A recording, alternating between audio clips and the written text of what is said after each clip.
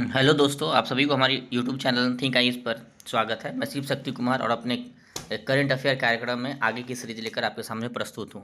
और जो हमारा अगला सीरीज़ है वह भागलपुर जिला, चूँकि हम इस 17वीं बीपीएससी के लिए भी जिला वाइज करंट अफेयर का अध्ययन कर रहे हैं, तो इसमें जो अगला सीरीज़ है भागलपुर जिला है और मैं भागलपुर जिला के बारे में महत्वपूर्ण जो करंट अफेयर है साल भर के अंदर में उसके बारे में चर्चा करेंगे और जो उससे जुड़े हुए स्टैटिक्स प्रश्न है उसको भी देख लेंगे। तो अगला हमारा जो महत्वपूर्ण जिला भागलपुर है उसका सबसे पहला जो महत्वपूर्ण फैक्ट है वो यह है कि पहला जैविक खाद और कछुआ पुनर्वास केंद्र भागलपुर में खोला जा रहा है। बिहार का पहला जैविक खाद और कछुआ पुनर्वास केंद्र भागलपुर में खोला जा रहा है। तो यह एक महत्वपूर्ण फैक्ट है कि एक साथ दो फैक्ट है इसमें कि बिहार का पहला जैविक खाद कहाँ खोला जा रहा है तो भागलपुर में, बिहार का पहला कछुआ पुनर्वास केंद्र कहाँ खोला जा रहा है तो भागलपुर में खोला जा रहा है। तो चलिए देख लेते हैं। हमारे पास जो है कि कछुआ पुनर्वास केंद्र भागलपुर के सुंदरवन में खोला जा रहा है। कहाँ खोला जा रहा है तो ये भी पूछा जा सकता है कि जगह पूछा जा रहा है स्पेसिफिक, तो कहाँ खोला जा रहा है भागलपुर के सुंदरवन में पहला कछुआ पुनर्वास केंद्र खोला जा रहा है। और इसको तकनीकी प्रारूप मतलब ये जो कछुआ पुनर्वास केंद्र खोला जा रहा है उसका तकनीकी प्रारूप कौन विकसित किया है, तैयार किया है तो wild life institute of India द्वारा तैयार किया गया है। कौन तैयार किया है तो wild life institute of India द्वारा तैयार किया गया है। तो चलिए कछुआ के बारे में थोड़ा जान लेते हैं। कछुआ जो है पारिस्थितिकी तंत्र में काफ़ी महत्वपूर्ण भूमिका निभाता है। जिस प्रकार गेंद स्थलीय पारिस्थितिकी तंत्र में साफ सफाई के लिए जाना जाता है, यानी कि जो पशु पक्षी मर जाते हैं तो उसका जो मांस होता है उसको खा जाता है और उससे जो दुर्गंध फैलता है या उससे जो पर्यावरण को नुकसान होता है उसे रक्षा करता है। उसी प्रकार कछुआ जो है नदी जल में जो मृत जितने भी जानवर मरते हैं नदी में, छोटा छोटा जीव जंतु की जो मृत्यु हो जाती है उसको खाकर नदी को साफ करता है। तो नदी जल को साफ करने के लिए कछुआ काफ़ी महत्वपूर्ण है नदी पारिस्थितिकी तंत्र के लिए। अगला जो हमारा स्टैटिक्स प्रश्न है महत्वपूर्ण है वह है कि भारतीय वन्यजीव संस्थान, तो भारतीय जो वन्यजीव संस्थान इसको wild life institute of India बोलते हैं। तो भारतीय वन्यजीव संस्थान की जो स्थापना 1982 में हुआ था, कहाँ हुआ कब हुआ था 1982 में हुआ था। और यह कहाँ अवस्थित है तो देहरादून के चंद्रवानी में है, देहरादून के चंद्रवानी में यह अवस्थित है। और यह किस मंत्रालय के अधीन आता है, ये भी प्रश्न पूछा जा सकता है कि किस मंत्रालय के अधीन आता है। तो इसका मंत्रालय का नाम देखिए तो केंद्रीय पर्यावरण एवं जलवायु जो परिवर्तन मंत्रालय है उसके अधीन एक स्वतंत्र निकाय के रूप में काम करता है। तो यह संस्था का महत्वपूर्ण काम क्या है तो यह संस्था वन्य जीवों के अनुसंधान एवं प्रबंधन में प्रशिक्षण कार्यक्रम, शैक्षणिक पाठ्यक्रम एवं परामर्श देती है। अगला जो स्टैटिक्स महत्वपूर्ण हमारा है कि जैविक हाट, तो जैविक हाट भागलपुर में है। और जैविक हाट में क्या होगा, एक हाट प्रकार का जो हमारे यहाँ जो पीठिया लगता है उसी प्रकार का हाट है, संगठनात्मक रूप से इसका विकास किया गया है। यहाँ जैविक उत्पाद जो भी होगा उसको बेचा जाएगा, सभी प्रकार के कृषि जैविक उत्पाद होगा उसको बेचा जाएगा। जैसे यहाँ जाएंगे तो आपको कतरनी चूरा मिलता है, दही मिलता है, यहाँ जो उत्पाद है और अन्य प्रकार के उत्पाद है जैसे जर्दालू आम है वह भी मिलता है जो जैविक तरीका से उत्पादन हुआ है। तो केवल जैविक उत्पादित वस्तुओं को बेचे जाने के लिए यहाँ बनाया गया। अगला महत्वपूर्ण फैक्ट जो जिसको हम लोगों को देखना है वह है कि बिहार का पहला बर्ड रिंगिंग स्टेशन भागलपुर में स्थापित किया जा रहा है। बिहार का पहला बर्ड रिंगिंग स्टेशन कहाँ स्थापित किया जा रहा है, भागलपुर में स्थापित किया जा रहा है। तो बर्ड रिंगिंग स्टेशन बिहार का पहला है जबकि देश का ही चौथा है। देश का क्या है, चौथा है, बिहार का पहला है। तो एक निश्चित तौर पर एक प्रश्न आता है कि इससे पहले कहाँ कहाँ तीन है। तो पहला जो हम इसको देखेंगे कि रिंगिंग स्टेशन जो भारत में पहले तीन बना है उसमें एक है तमिलनाडु के पॉइंट काली मेयर एक जगह वहाँ है, राजस्थान के भरतपुर में है, उड़ीसा के चिल्का में है। तो यह बिहार में जो बना है वो बिहार का पहला बर्ड रिंगिंग स्टेशन है, भारत का चौथा बर्ड रिंगिंग स्टेशन है। इससे पहले तीन बर्ड रिंगिंग स्टेशन कहाँ है, तमिलनाडु के पॉइंट कैलीमर में, राजस्थान के भरतपुर में, उड़ीसा के चिल्का झील में। और जो यहाँ अपने बिहार के भागलपुर में जो बर्ड रिंगिंग स्टेशन बनाया गया है वो राज्य सरकार और BNHS के द्वारा, बॉम्बे नेचुरल हिस्ट्री सोसाइटी के द्वारा। भी प्रश्न पूछा जा सकता है कि जो बिहार में भागलपुर में जो बर्डिंग स्टेशन बन रहा है उसमें किस संस्था का योगदान है, किस संस्था उसमें भागीदार है। तो बॉम्बे नेचुरल हिस्ट्री सोसाइटी द्वारा इसको बनाया जा रहा है।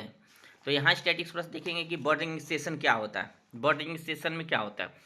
तो देखें कि बर्ड रिंगिंग का मतलब रिंगिंग का मतलब यहाँ पर रिंग पहनाने से मतलब है। तो क्या होता है कि भागलपुर में बहुत सारे प्रवासी पक्षी आते हैं, दुनिया में भी जहाँ भी भारत में भी 4 बर्डिंग स्टेशन बना है तो वहाँ भी प्रवासी पक्षी आते हैं। तो उस प्रवासी पक्षी का मार्ग क्या है, वो यहाँ से आने के बाद कहाँ जाता है, तो इसकी जानकारी प्राप्त करने के लिए क्या होता है कि बर्ड रिंग स्टेशन में पक्षी को पकड़ा जाता है और उसके पैर में रिंग को पहना दिया जाता है और जिस जिस मार्ग से वो उड़ता है और जहाँ जहाँ भी जाता है इस प्रकार उस पक्षी का अध्ययन होता है कि वह पक्षी जो प्रवासी पक्षी भागलपुर में आती है या बिहार में आता है वो किन किन जगहों से आता है और कहाँ कहाँ जाता है, तो उसका अध्ययन हो जाता है रिंग स्टेशन के माध्यम से।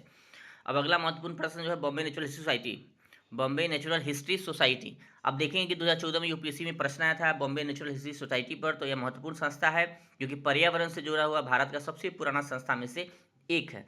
तो बॉम्बे नेचुरल हिस्ट्री सोसाइटी की स्थापना 15 सितंबर 1883 को हुआ था। कब हुआ था? 15 सितंबर 1883 को हुआ था। और गैर सरकारी संगठन एनजीओ है, यह याद रखिए क्योंकि यूपीएससी यही प्रश्न पूछा था कि यह एनजीओ है कि सरकारी संस्था है। तो यह ध्यान देंगे कि यह एक एनजीओ है, इसको गवर्नमेंट ऑर्गेनाइजेशन नहीं है, यह नॉन गवर्नमेंट ऑर्गेनाइजेशन है, किसी भी भारत के मंत्रालय या संस्था से संबद्ध नहीं है। दूसरा चीज़ देखें कि यह जो सलीम अली पक्षी वैज्ञानिक थे, भारत के सबसे बड़े पक्षी वैज्ञानिक और दुनिया में काफ़ी प्रसिद्ध वैज्ञानिक रहे हैं, वो भी इस संस्था से जुड़े हुए थे। अगला जो हमारा महत्वपूर्ण प्रश्न है, महत्वपूर्ण फैक्ट है, वह है कि बिहार का पहला नटखट साइंस लैब भागलपुर में खुला है। बिहार का पहला नटखट साइंस लैब कहाँ खुला है? भागलपुर में खुला है। तो भागलपुर के विभिन्न सरकारी स्कूलों में इसको खोला गया है। और इस अब प्रश्न आ सकता है आपसे कि इसको स्थापित कौन किया है या इसके स्थापना में किसकी महत्वपूर्ण भूमिका है। तो साइंस लैब जो खुला है उसकी स्थापना में अवाको फाउंडेशन एंड कारून कारुणोदया फाउंडेशन, यह अमेरिका की संस्था है, उच्चारण हो सकता है गलती हो जाए, लेकिन अबाको फाउंडेशन एंड कारुणोदया फाउंडेशन जो ऑफ अमेरिका, उसके द्वारा स्थापित है। अब जो नटखट साइंस लैब है, यहाँ क्या होगा कि कई सारे परियोजनाओं पर अध्ययन करेगा बच्चा, नए नए प्रकार के प्रोजेक्ट प्रस्तुत करता है। तो ये काफ़ी जरूरी है इनोवेशन के लिए, क्योंकि भारत अभी इनोवेशन में रिसर्च एंड डेवलपमेंट काफ़ी पीछे है। तो बच्चों के अंदर पहले से ही इनोवेशन रिसर्च में उनका ध्यान आकर्षित करने के लिए इस तरीके के साइंस लैब की काफ़ी महत्वपूर्ण भूमिका है। अगला महत्वपूर्ण फैक्ट है कि देश का पहला कृषि हैकथॉन भागलपुर में आयोजित हुआ। देश का पहला कृषि हैकथॉन भागलपुर में आयोजित हुआ। तो भागलपुर में कहाँ आयोजित हुआ, ये प्रश्न आ सकता है। भागलपुर में कृषि विश्वविद्यालय साबोर है, वहीं पर इसका आयोजन हुआ है। और कृषि हैकथॉन में कई सारे विश्वविद्यालय के विद्यार्थी, भारत के लगभग 20 विश्वविद्यालय के विद्यार्थी और वैज्ञानिक इसमें शामिल हुए, कृषि वैज्ञानिक, और चर्चा की उत्पादन उत्पादकता और भारत में कृषि की अवस्थिति पर चर्चा हुआ है। तो यह हैकथॉन है, इसको याद रखिएगा। अगला जो हमारा महत्वपूर्ण फैक्ट है वह है कि राज्य का पहला महिला कैदियों के लिए खुला जेल भागलपुर में खुला है। तो भागलपुर में पहला जेल ऐसा है जो ओपन जेल है। यह काफ़ी महत्वपूर्ण है क्योंकि भागलपुर में पहला जेल है, यानी बिहार का ही पहला जेल है जो ओपन जेल होगा, और यह महिला कैदियों के लिए ऐसी सुविधा है। यह कहाँ खुला? तो शहीद जुब्बा सहनी केंद्रीय कारा जेल भागलपुर में। तो केंद्रीय कारा जेल है जिसका नाम शहीद जुब्बा सहनी है, और यह बायोलॉजिस्ट एक थे, अपने बिहार के ही थे, मुजफ्फरपुर में शायद इनका जन्म स्थान है, उन्हीं के नाम पर यह कारा जेल है। तो आप देखेंगे कि पहला ओपन जेल है। तो ओपन जेल यहाँ स्टैटिक से, ओपन जेल का मतलब क्या होता है थोड़ा देख लेते हैं। ओपन जेल का मतलब होता है कि कैदी को एक निश्चित समय अवधि के लिए काम करने के लिए छोड़ दिया जाता है। मान लेते हैं कि कोई कैदी है, जेल में बंद है, जीवन उसका पूरे जीवन के लिए जो सज़ा होता है या 10 साल का सज़ा है, तो उस तरीके के जो कैदी है उनको हम कुछ निश्चित अवधि के लिए जेल में से छोड़ दिया जाता है ताकि वह काम कर पाए और रोजगार कर पाए, ताकि अपने परिवार की रक्षा कर पाए, और फिर बाद में निश्चित समय में रात्रि काल में वो अपने जेल में स्वतः चलाते हैं। और जो कैदी इसको नहीं सुनता है, नहीं इस तरीके से काम करता है, तो उसको बाद में इस सुविधा को बंद कर दिया जाता है। तो ओपन जेल पहला भारत में ओपन जेल कहाँ खुला? ये काफ़ी सुधारात्मक कदम है, क्योंकि इसके माध्यम से उस जो अपराधी होता है उसके परिवार की रक्षा की जाती है और अपराधी को सुधरने का मौका भी मिलता है। तो यह सुधारात्मक कदम है एक तरीक़ा से, और यह पहला इस तरीके का ओपन जेल भारत में पुणे महाराष्ट्र में खुला था। पुणे महाराष्ट्र में पहला ओपन जेल खुला था। अगला महत्वपूर्ण प्रश्न है जिसको देख लेते हैं। बिहार के पहला बैडमिंटन अकेडमी भागलपुर में खोला जा रहा है। तो बिहार में यह पहला बैडमिंटन अकेडमी है जो भागलपुर में खोला जा रहा है। पहला district badminton academy, district level का बैडमिंटन अकेडमी है जो कहाँ खोला गया है? भागलपुर में। वहाँ बैडमिंटन में प्रशिक्षण कार्यक्रम होगा, बच्चों को प्रशिक्षण दिया जाएगा। अगला महत्वपूर्ण प्रश्न हमारा फैक्ट है कि राज्य का दूसरा डॉल्फिन रिसर्च सेंटर स्थापित किया गया। कहाँ स्थापित किया? राज्य का दूसरा डॉल्फिन रिसर्च सेंटर तो भागलपुर में स्थापित किया गया। और इससे पहले निश्चित तौर पर रिसर्च सेंटर है दूसरा, पहला, तभी तो दूसरा यह हुआ। तो पहला रिसर्च सेंटर जो है पटना साइंस कॉलेज है, उसी के कैंपस में स्थापित किया गया है। तो पहला जो है dolphin research centre Patna science college में स्थापित किया गया है, जबकि दूसरा डॉल्फिन रिसर्च सेंटर भागलपुर में स्थापित किया गया। तो हमारे स्टैटिक्स प्रश्न है गंगा नदी डॉल्फिन के बारे में। तो डॉल्फिन यहाँ जो रिसर्च सेंटर है, डॉल्फिन के साथ साथ अन्य जलीय जीव है उस पर भी रिसर्च होगा। और देश में सबसे ज़्यादा डॉल्फिन बिहार में ही है, लगभग देश का आधा डॉल्फिन कहाँ अकेले बिहार में पाया जाता है। अब डॉल्फिन के बारे में देखेंगे तो डॉल्फिन, गंगा नदी डॉल्फिन जो होता है इसको टाइगर ऑफ द गंगा कहते हैं। टाइगर ऑफ द गंगा कहते हैं, याद रखिएगा कि टाइगर ऑफ द गंगा किसको कहते हैं? तो गंगा नदी डॉल्फिन कहते हैं। गंगा नदी डॉल्फिन भारत, नेपाल, बांग्लादेश में पाया जाता है। गंगा नदी डॉल्फिन कहाँ पाया जाता है? भारत, नेपाल, बांग्लादेश में पाया जाता है।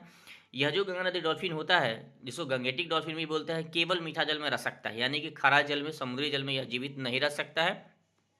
इसके जो नदी डॉल्फिन है उसके पास आँख नहीं होता है, वह देख नहीं सकता, लेकिन वह अपने शिकार करने के लिए अल्ट्रासोनिक वेव यानी अल्ट्रासोनिक साउंड जो है, अल्ट्रासोनिक ध्वनि उत्सर्जित करती है, अल्ट्रासोनिक ध्वनि का उत्सर्जन करता है, जिससे वह अपना भोजन करता है, शिकार करता है, तैरने में यूज़ करता है वो। अब देखेंगे कि जो गंगा नदी डॉल्फिन है, इसको 2009 में राष्ट्रीय जलीय जीव घोषित किया गया था और यह असम का राजकीय पशु है। तो ये भी पशु है। तो ये भी पूछा जा सकता है कि जो गंगा नदी डॉल्फिन है, उसे 2009 में राष्ट्रीय जलीय जीव घोषित किया गया। तो गंगा नदी डॉल्फिन मछली नहीं है, एक जीव है, और इसलिए असम का यह राजकीय जीव है या पशु है। अब ये प्रश्न आ सकता है कि डॉल्फिन को ना इंडिकेटर स्पीशीज माना जाता है। अगर डॉल्फिन को इंडिकेटर स्पीशीज माना जाता है, मतलब कि अगर डॉल्फिन अगर नदी में है तो इसका यह मतलब है कि वह नदी साफ है, पर्यावरण से प्रदूषित नहीं है और वह अन्य जीवों के रहने योग्य है। तो एक यहाँ से सवाल आ सकता है कि इंडिकेटर स्पीशीज क्या होता है। तो आप देखते होंगे कि लाइकेन को भी इंडिकेटर स्पीशीज माना जाता है कि अगर वहाँ पॉल्यूशन है तो लाइकेन पेड़ पौधा पर नहीं होगा। तो इंडिकेटर स्पीशीज वैसा स्पीशीज होता है कि अगर इकोसिस्टम के अंदर कोई भी बाहरी रूप से इंटरफेरेंस होता है या प्रदूषण फैलता है, तो सबसे पहले वह जीव क्या होगा, विलुप्त हो जाएगा, और बाद में चल के अन्य जीव भी विलुप्त हो जाएगा। इसलिए इंडिकेटर है, क्योंकि जैसे हम उसकी संख्या कम देखते हैं तो क्या होता है कि पर्यावरणविद जो होते हैं वो सक्रिय हो जाते हैं, उसका संरक्षण के लिए हो जाते हैं। इंडिकेटर स्पीशीज का मतलब यही है। अब एक यहाँ जो स्टैटिक्स प्रश्न है कि विक्रमशिला गंगा डॉल्फिन अभ्यारण्य कहाँ है, तो विक्रमशिला गंगा डॉल्फिन अभ्यारण्य जो है भागलपुर में है। और यह जो अभ्यारण्य है, इसकी स्थापना 1991 में किया गया था। अभ्यारण्य की स्थापना 1972 के वाइल्ड लाइफ प्रोटेक्शन एक्ट के माध्यम से होता है। और भागलपुर में सुल्तानगंज से कहलगांव तक गंगा नदी में 60 किलोमीटर लंबा है। तो विक्रमशिला गंगा नदी डॉल्फिन जो है, विक्रमशिला गंगा डॉल्फिन अभ्यारण्य जो है वह भागलपुर में सुल्तानगंज से कहलगांव तक गंगा नदी में 60 किलोमीटर तक लंबा है। और अगला महत्वपूर्ण प्रश्न है कि भागलपुर के कहलगांव में आयरन और अभ्रक का भंडार मिला है। कहाँ मिला है, भागलपुर के कहलगांव में आयरन एवं अभ्रक का भंडार मिला है। तो दोस्तों, ये हमारा काफ़ी महत्वपूर्ण फैक्ट था और आप लोग निश्चित तौर पर इस वीडियो को देखिए, क्योंकि यह 17वीं बीपीएससी के लिए काफ़ी हेल्पफुल होगा। और हम आशा करते हैं कि आप लोग का तैयारी बेहतर चल रहा होगा। आप लोग के पास समय कम है, बहुत तेज पढ़ी, कम से कम 8 घंटा पढ़ना है, क्योंकि मैं अपने दौरान जब मैं तैयारी करता था तो 10 घंटा न्यूनतम पढ़ाई करता था, तभी जाके मेरा सिलेक्शन हुआ और मुझे 205 रैंक आया था। और इसलिए मेहनत करना ज़रूरी है। चलिए, होपफुल आप लोग अच्छा से पढ़ाई करेंगे और मेरे चैनल को सब्सक्राइब जरूर करिएगा और लाइक करिएगा। Thank you.